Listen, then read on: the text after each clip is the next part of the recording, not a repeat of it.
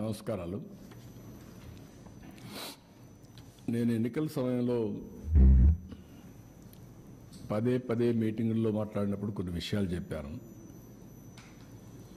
అందులో నేను ప్రధానంగా చెప్పింది ఆర్థిక వ్యవస్థ చిన్నాభిన్నమైంది. వ్యవస్థలన్నీ కూడా పూర్తిగా విధ్వంసానికి గురైనాయి.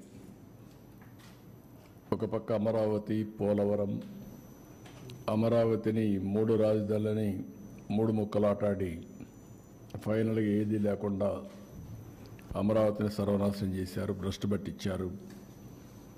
పోలవరం ఆంధ్రప్రదేశ్కు ఒక లైఫ్ లైన్, జీవనాడి. అలాంటి అమరావతి పూర్తిగా అంటే పోలవరాన్ని గోదావరిలో కలిపేశారు.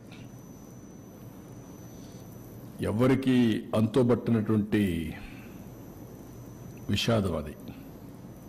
ఈ విధంగా ఒక్కోటి కాకుండా ఎవ్వరికి ఫ్రీడమ్ లేకుండా రాష్ట్రానికి రావాలన్నా ఈ రాష్ట్రంలో పుట్టిన వాళ్ళు భయపడే పరిస్థితికి వచ్చారు. ఈ రాష్ట్రంలో పుట్టి ఇక్కడ ఇండస్ట్రీ పెట్టాలి అని పెట్టిన వాళ్ళు వేరే రాష్ట్రాలకు పారిపోయే పరిస్థితికి వచ్చి తరిమేసే పరిస్థితికి వచ్చారు. ఇలాంటి సోమని సంఘటనలు అవన్నీ పోవడం లేదు. ప్రజలకు ఒక్కసారి గుర్తు చేస్తున్నా. అయితే నేను ఆ రోజు చెప్పింది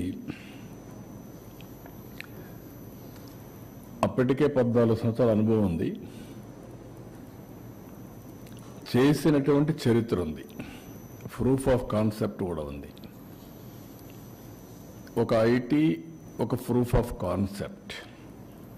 95లో ప్రారంభించిన ఐటీ ఈరోజు ప్రపంచంలో highest per capita income Telugu వారికి వచ్చే పరిస్థితికి వచ్చింది. హైదరాబాద్ నగరం ఇండియాలో నెంబర్ 1గా తయారై తెలంగాణ రాష్ట్రానికి హైయెస్ట్ పర్ క్యాపిటా ఇన్కమ్ చేకూర్చే పరిస్థితికి వచ్చింది. ఇలాంటివి కోకొల్లలు. ఆ అనుభవంతో నేను ఆ రోజు ప్రజలకు ఒకటి చెప్పాను, సంపద సృష్టిస్తాం, ఆదాయాన్ని పెంచుతాం. ఏదైతే సంపద సృష్టించాలంటే అభివృద్ధి జరగాలి, అభివృద్ధి వల్ల సంపద వస్తుంది, సంపద వల్ల ప్రభుత్వానికి ఆదాయం పెరుగుతుంది, ఆదాయం పెరిగితే దాన్ని సంక్షేమ కార్యక్రమాలు పెట్టి నిరంతరం పేదరికం నుంచి పేదవాళ్ళని పైకి తీసుకొచ్చే అవకాశాలు ఉంటాయని చెప్పి నేను చాలా సందర్భాల్లో చెప్పాను. చాలామంది కూడా అన్నారు ఇవన్నీ